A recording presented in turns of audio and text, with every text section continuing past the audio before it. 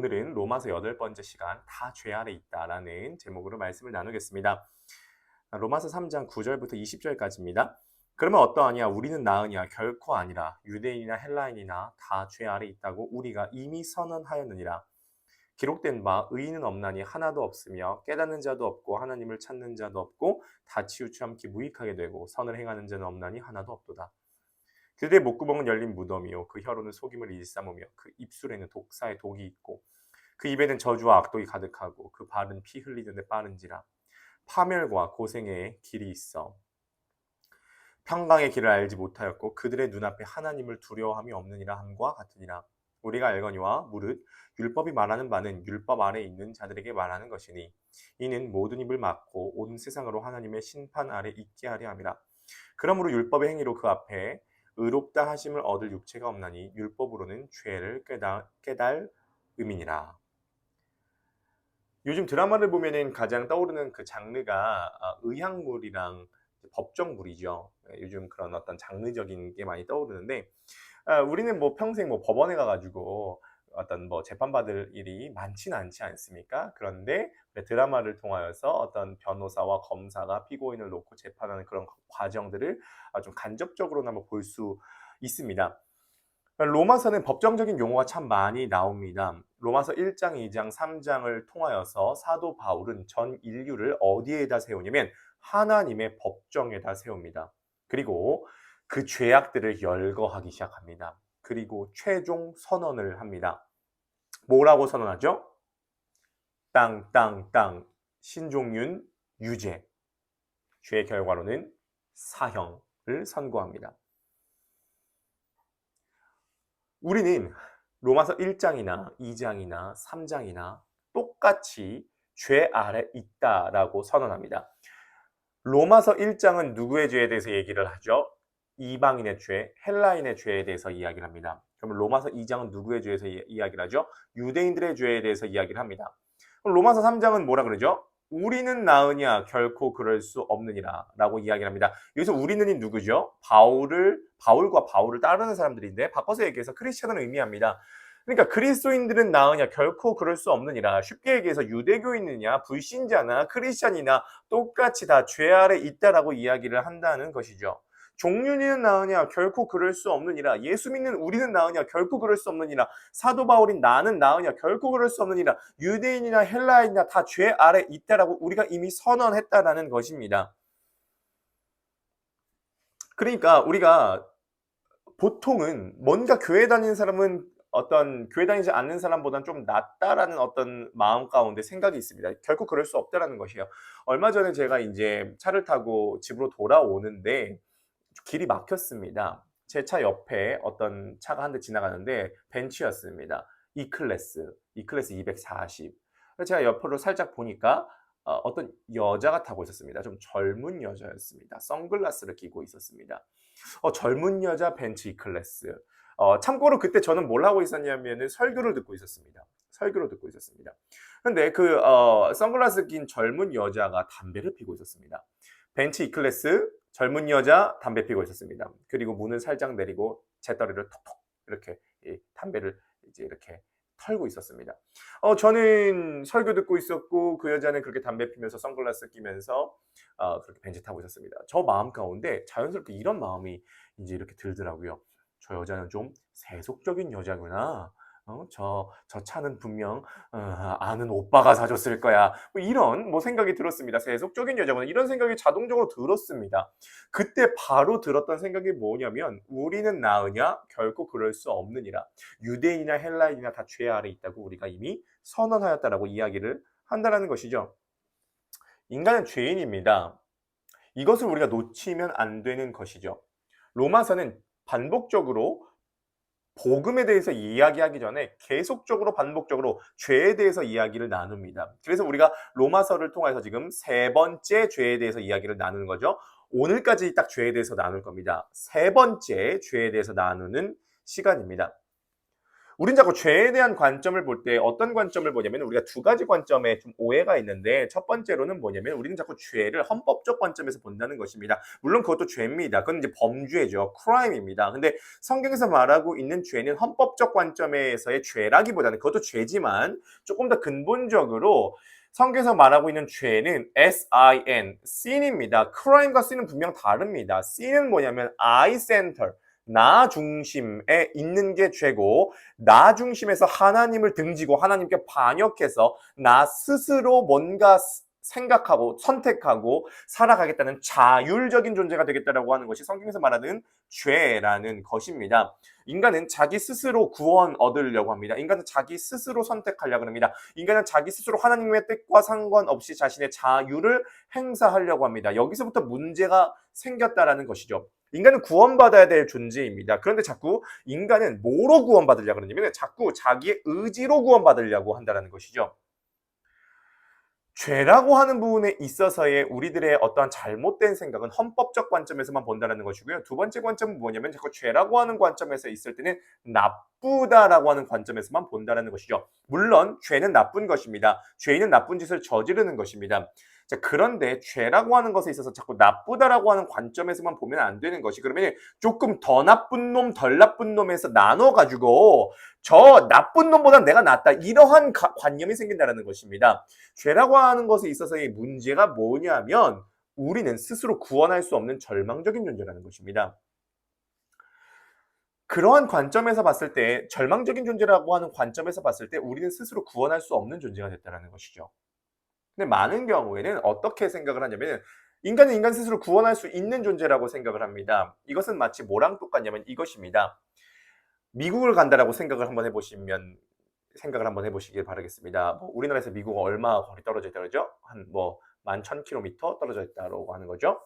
난 정말 미국 갈 수 있어 라고 생각을 해서 만약에 헤엄쳐서 미국 간다라고 생각을 해보시기 바라겠습니다. 정말 수영 잘하는 사람입니다. 헤엄쳐서 미국 갈 수 있는 사람 몇 명 될까요? 10명? 5명? 1명? 제가 생각했을 때 마이클 펠프스도 못 갑니다.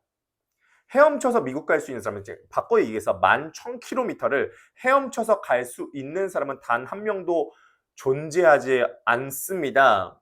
의는 없나니 하나도 없다라고 얘기했습니다. 헤엄쳐서 미국 못 가는 것입니다. 하나님께서 보실 때 구원에 이를 수 있는 존재는 스스로 구원에 이를 수 있는 존재는 아무도 없다라는 것입니다. 끼껏 해봤자 100km 가겠죠. 끼껏 해봤자 200km 가겠죠. 많은 사람들은 초인이 되라 그럽니다. 슈퍼맨이 되라 그럽니다. 자기 스스로 성과를 올려가지고 의미 있는 인생을 살라고 하는 것입니다. 스스로 구원에 이를 수 있는 존재라고 하는 것입니다. 그런데 성경에서는 분명히 얘기합니다. 의는 없나니 하나도 없고 깨닫는 자도 없고 하나님을 찾는 자도 없고 다 한 곳으로 치우쳐 무익하게 되고 선을 행하는 자도 없나니 하나도 없다라고 분명히 얘기하는 거죠. 다른 말로 바꿔서 얘기해서 헤엄쳐서 미국 갈 수 있는 사람은 아무도 없다라는 것입니다. 복음은 무엇입니까? 헤엄쳐서 미국 가라는 것이 아닙니다. 복음이 무엇이냐면 비행기를 타라는 것입니다. 비행기를 타고 미국에 가라는 것입니다. 그 비행기는 내가 행할 수 있는 어떤 능력이 하는 것입니다. 비행기는 복음인 것이죠. 자꾸 우리는 뭔가 믿을 때 믿음이 나에게 있다는 것을 굉장히 강조합니다. 내가 믿는 것이 중요하다고 생각합니다. 그것은 중요하지 않습니다. 그래서 찬양 중에서도 어떤 찬양이 나오죠? 나의 믿음 누구에게 있죠? 주께 있네. 십자가 능력이 내 영광 되었네. 주께서 우리를 승리케 하셨네. 나의 힘, 나의 소망 주께 있네. 나의 믿음이 나에게 있나요? 주님께 있나요? 주님께 있다는 것이죠. 그래서 우리는 의지 기반 시스템에 서 있는 존재들이 아니라 은혜 기반 시스템 위에 서 있는 존재들이라는 것입니다. 우리는 헤엄쳐서 미국 가는 의지로 구원받는 의지 기반 시스템 위에 있는 사람들이 아니라 비행기를 타고 미국에 가야 되는 은혜 기반 시스템, 복음 기반 시스템 위에 서 있는 존재들이라는 것입니다. 은혜가 아니면 비행기 타지 않으면 복음이 아니면 미국 건너갈 수 없다라는 것입니다. 왜냐하면 우리는 모두가 다 죄 아래에 있기 때문입니다. 이것은 우리들 스스로 해결할 수 없는 문제입니다. 그래서 오늘날 우리가 교회에서 반드시 설교해야 되는 중심 주제 중 하나가 무엇이냐면 바로 죄입니다.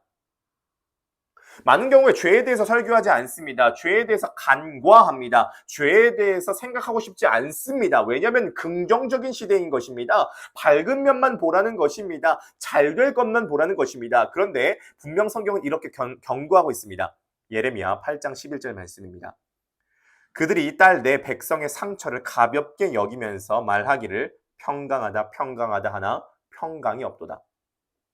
잘 될 거야, 괜찮을 거야, 밝은 면만 봐, 긍정적으로 생각해, 잘 되고 있어만 얘기를 하지만 그것은 거짓 선지자들이 했던 것이고 평강하다 평강하다 하나 평강이 없다라고 얘기하고 있습니다. 암병에 걸렸는데 당신 감기 걸린 것과 마찬가지입니다라고 의사가 진단을 내리면 그 의사는 범죄를 저지르고 있는 것이죠. 암에 걸렸다라고 하면은 암이 걸렸다고 정확하게 진단을 해줘야 된다는 것입니다. 사도 바울은 인류가 죄에 빠져 있다는 것을 피해가지 않습니다. 정확하게 이야기를 하고 있습니다. 자, 그러면은 오늘 본문 사도 바울은 어떠한 죄의 인간이 거하게 되는지 구체적으로 얘기를 하고 있는데요. 우리가 챕터를 좀 나눠서 한번 생각을 해보도록 하겠습니다. 첫 번째로는요, 지성의 타락입니다. 오늘 본문 11절 말씀입니다. 깨닫는 자도 없고 하나님을 찾는 자도 없고. 기가 막힙니다. 깨닫는 자가 없다 그럽니다. 불교는 깨달아야지 부처에 이를 수 있다고 합니다. 깨달으라 그럽니다. 그래가지고 앉아서 10년 동안 자고. 보통 문제 아닙니다. 앉아서 10년 동안 자보세요. 자장 고행하고 돛 닦고 사람도 안 만나고 산속에 박혀가지고 그리고 깨달으라고 하는 것이죠. 우리 깨달음 중요하다고 하는데 성경이 뭐라 그러죠? 깨닫는 자가 없다라고 하는 것이죠. 왜냐면 우리들의 지성이 타락했기 때문이라는 것이죠. 그런데 많은 경우에 실제로 뭐 깨닫는 게 전혀 없지 않잖아요. 뉴턴은 만유인력의 법칙도 깨달았고, 뭐 아인슈타인 같은 경우에 상대성 원리에 대해서도 깨달았고 그런 부분에 깨닫는 것이 있는데 왜 깨닫는 자도 전혀 없다라고 이야기를 하는 것이죠? 이것은 이치에 대해서 전혀 못 깨닫는다라고 하는 얘기가 아니라 우리들이 깨닫지 못한다는 것은 우리가 죄인이라고 하는 사실을 못 깨닫는다는 것이죠. 하나님이 누구신지에 대해서 깨닫지 못한다는 것입니다. 쉽게 얘기해서 영적인 부분에서는 깨달을 수 있는 능력이 완전히 상실됐다는 것입니다. 인간은 자신이 죄인이라고 하는 사실을 전혀 깨닫지 못합니다. 그래서 감옥에 들어간 사람 다 얘기를 들어보면 다 뭐라고 얘기를 하죠? 나 억울하다고 얘기를 하죠. 감옥에 들어간 사람들을 봤을 때 우리가 봤을 때 그 사람들 다 죄인이잖아요. 근데 다 억울하다라고 그래요. 그런데 우리 입장에서도 마찬가지입니다. 우리가 뭐 죄인이냐? 우리 죄인 아니다. 나 뭐 평생 그렇게 뭐 이상한 짓 하면서 살지 않았다. 나 열심히 살았다. 난 죄인 아니다라고 생각한다는 거죠. 인간은 자기가 죄인이라는 것을 깨닫지 못한다라는 것입니다. 우리들의 지성은 상당히 무능력합니다. 뭐 예를 들어서 200년 전, 100년 전쯤인가요? 200년 전쯤에는 전 세계에서 가장 지성이 탁월했던 사람들이 공통적으로 얘기했던 게 뭐냐면 인간이 70km, 그러니까 시속 70km 이상으로 이제 달리게 되면은 모든 혈관이 터져 죽는다라고 이야기를 했습니다. 제가 아는 어떤 분은요, 시속 70km로 자동차 달리면요, 답답해서 죽습니다. 고속도로에서 적어도 90km에서 100km는 달려야 된다고 해요. 얼마 전에 부산 갔다 왔는데, KTX에서 300km, 400km로 기차가 달립니다. 혈관이 안 터져요. 그때 당시에 가장 탁월했던 과학자라고 할지라도 그렇게 오류가 많다는 것입니다. 굉장히 오류가 많습니다. 그래서 지금 이 시대에 정말로 인정받는다라고 하는 이론들도 시간이 지나면 다 뒤집혀지지 않습니까? 인간의 지능은 그만큼 한계가 있다라는 것입니다. 깨닫는 자가 없다라는 것이죠. 두 번째로는 의지의 타락입니다. 오늘 보면 12절입니다. 다 치우쳐 함께 무익하게 되고 선을 행하는 자는 없나니 하나도 없도다. 지성만 타락하는 것이 아닙니다. 우리들의 의지도 타락했다는 것입니다. 선을 행하고 싶어도 하나님께서 보실 때 선을 행할 수 있는 능력이 아예 타락했다는 것입니다. 그 능력을 잃어버렸다는 것이죠. 뭐 보통 우리들이 그런 얘기를 많이 하지 않습니까? 7살 때는 아인슈타인 우유, 그 다음에 뭐 서울 우유, 연세 우유, 건구 우유, 그 다음에 지방 우유 먹고, 그 다음에 나중에 뭐 무지방 우유 먹나 뭐 그런 얘기를 하지 않습니까? 그래서 모든 어머님들의 로망이 아인슈타인과 같은 그런 천재적 두뇌를 갖는 것인데, 아인슈타인 정말 천재적 두뇌 갖고 있지 않습니까? 그런데 아인슈타인 알지 않습니까? 자신의 이종 사촌 누나랑 바람이 났습니다. 우리는 자꾸 아인슈타인 하면은 그의 두뇌만 생각하고 있지만 그의 어떤 도덕적인 부분에 있어서 생각하지 않죠. 굉장히 괜찮았다고 생각했던 사람들의 이면에는 정말 뚜껑을 열어보면 그의 의지가 정말 많이 타락했구나라는 것을 참 많이 보게 됩니다. 인도의 성자라고 불린 간디, 존경받을 만한 부분이 분명 있습니다. 그런데 간디 어떻게 했습니까? 자신의 정적을 정치권과 야합해서 사형시키는데 앞장섰습니다. 자신의 아내가 병들었을 때 절대 영국인 의사에게 가지 말라고 이야기를 해가지고 아내가 병들어 죽었는데 2주 뒤에 자신이 말라리아 걸리니까 바로 영국인 의사 본인이 찾아가지 않았습니까? 그러니까 간디의 두 얼굴이라고 하는 것이 요즘에 정말 많이 나와 있습니다. 존경받을 만한 부분이 있지만 공이 있지만 과가 분명히 있다는 것입니다. 이스라엘의 최초의 선지자라고 불리고 마지막 사사라고 불린 인물이 누구입니까? 사무엘입니다. 굉장히 부담스러운 명언을 남겼죠. 어떤 명언입니까? 주여 내가 기도를 쉬는 죄를 범치 않게 하여 주옵소서. 사무엘에게 있어서의 죄는 기도를 쉬는 게 죄였습니다. 그런 관점으로 치면 우리는 다 죄인입니다. 우리 맨날 기도 쉬잖아요. 맨날 쉬잖아요. 사무엘은 나라와 민족을 위해서 기도를 쉬지 않는 사람이었습니다. 근데 그거 아십니까? 사무엘이 자녀 교육에 실패했습니다. 사무엘의 자녀들이 양아치였습니다. 뇌물을 받았습니다. 그래서 사무엘에게 있어서 사사가 이렇게 직계가 안 되니까 그래서 대안으로 만들어진 게 왕정제도였고 그래서 사울 왕이 탄생하게 된 배경이 그거지 않습니까? 사무엘은 자녀 교육에 실패했습니다. 선을 100% 완전하게 행할 수 있는 사람이 없어졌다는 것입니다. 간디든 사무엘이든 아인슈타인이든 우리가 존경받을 만한 여러 사람들이 있지만 그들의 위인이라고 알려진 사람의 뚜껑을 한 번만 펼쳐보면 선을 행하는 자는 없나니 하나도 없도다라고 이야기를 하는 성경은 정말 진리다라는 생각을 갖게 됩니다. 정치 지도자도 마찬가지지 않습니까? 우리가 뭐 어떤 사람 정말 그 사람이 정말 우리 여기에 아이콘이다라고 했는데 어떤 여성 스캔들이 터졌습니다. 정말 우리 이 당파에는 이 사람이 떠오른 샛별이다는데 뭐 마약 스캔들이 터졌습니다. 뭐 이 사람을 정말 했는데 뭐 그 사람은 또 어떤 문제가 터졌습니다. 그래서 정말 이 사람이 우리의 대안이라고 얘기하는 그 모든 사람들의 어떠한 잘된 점도 있겠죠. 그 사람들이 정말 능력 있는 부분도 있겠죠. 근데 열어놓고 보니까 그 사람들도 다 문제가 있는 사람들이었다는 것입니다. 그러니까 사람에게 실망할 게 없다는 것이 저는 한편으로 참 이 로마서 구절이 우리들을 자유케 한다라고 하는 것이 무엇이냐면 선을 행하는 자는 없나니 하나도 없습니다. 존경받을 만한 부분이 있고 따라가야 될 부분이 있지만 하나님 보실 때에 100% 선을 행할 자는 아무도 없습니다. 그것을 깨달아야 된다는 것이죠. 그 다음에 입술의 타락입니다. 13, 14절입니다. 제가 한번 읽어보도록 하겠습니다. 그들의 목구멍은 열린 무덤이요 그 혀로는 속임을 일삼으며 그 입술에는 독사의 독이 있고 그 입에는 저주와 악독이 가득하고. 세 번째는 입술의 저주입니다. 오늘 본문에서 인간의 죄를 말할 때 가장 많은 부분을 할애하는 게 뭐냐면 입술의 죄입니다. 말의 타락을 이야기하는 것이죠. 말의 타락을 얘기할 때에 바울이 메타포로 쓰는 것을 한번 보십시오. 열린 무덤, 속임, 독사의 독, 저주, 악독. 이것은 약간 사단을 말하는 것 같은 느낌으로 말합니다. 우리들이 입술로 저지르는 죄악이 무덤과 같다는 것입니다. 독사의 독과 같다는 것입니다.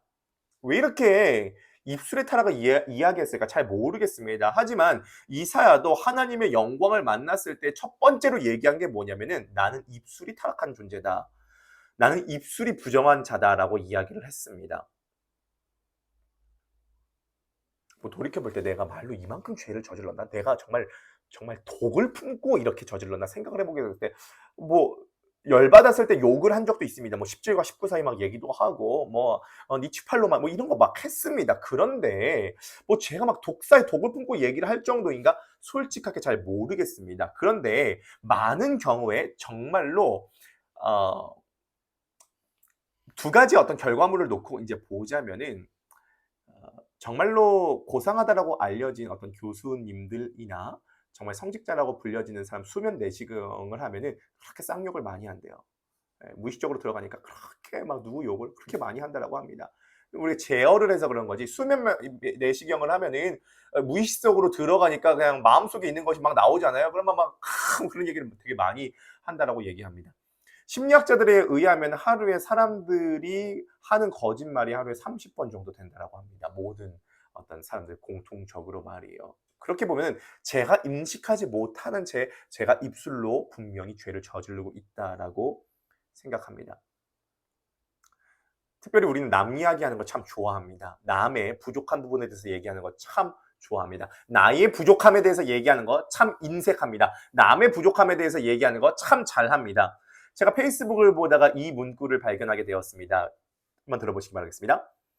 항상 기억하라. 소문은 미워하는 자들이 전하고 바보들이 퍼뜨리며 멍청이들이 믿는 것이다. 소문은 미워하는 자들이 전하고요. 바보들이 퍼뜨리고 멍청이들이 믿는데요. 저 스스로만 볼 때에도 남 이야기하는 거 참 좋아합니다. 특히 남의 부족한 점에 대해서 이야기하는 거 참 좋아합니다. 무엇이죠? 죄된 본성에서 나오는 입술의 타락이라는 것입니다. 우리는 말을 잘 옮깁니다. 우린 상대방의 약점에서 잘 옮깁니다. 침은 갖고 있으면 깨끗하지만 나올 때 더럽게 되는 것입니다. 우리는 갖고 있어야 될 말을 더럽게 내뱉는 경우가 참 많다라고 봅니다. 마지막입니다. 행동의 타락입니다. 15절부터 18절까지입니다.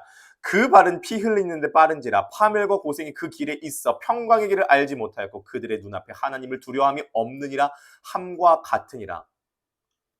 피 흘리는데 빠르고 고생의 길을 잃고 고생이 그 길에 있고 평강의 길을 알지 못한다고 이야기합니다. 이 본문은 약간 무슨 느와르 영화 보는 것 같은 느낌이 듭니다. 범죄와의 전쟁, 달콤한 인생, 뭐 이런 것 보는 어떤 느낌이 듭니다. 비열한 거리, 이런 것 보는 느낌이 든다는 거죠. 우리는 행동으로 죄를 저지릅니다.